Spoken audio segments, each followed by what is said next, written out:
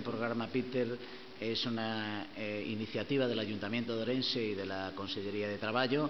Es un programa experimental que venimos desarrollando a finales del 2009 y del 2010 con la finalidad de formar a 150 desempleados de nuestra ciudad, de nuestro ayuntamiento, al objeto de desarrollar luego un proceso de inserción laboral.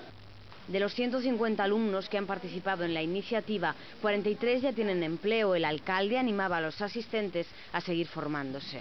O que si eu percibo estes días é que se é difícil encontrar un traballo, é imposible encontralo se non tes unha formación. Entonces, primeira conclusión, animarvos a que vos formedes. Porque senón a dificultad vai ser moito maior.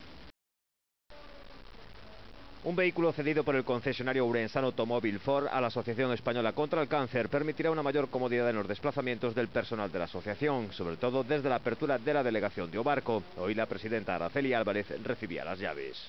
Supone una ayuda grandísima, así como de un 60 o 70% para los enfermos. Nosotros ya tenemos ahora, la Asociación del Cáncer ya está en el barco de Valdeorras y hay que ir allí una vez a la semana como poco, si no te llaman más veces, dependiendo de los casos que haya, porque tiene que ir la psicóloga de aquí, y después pues a otros muchos sitios, ¿comprendes?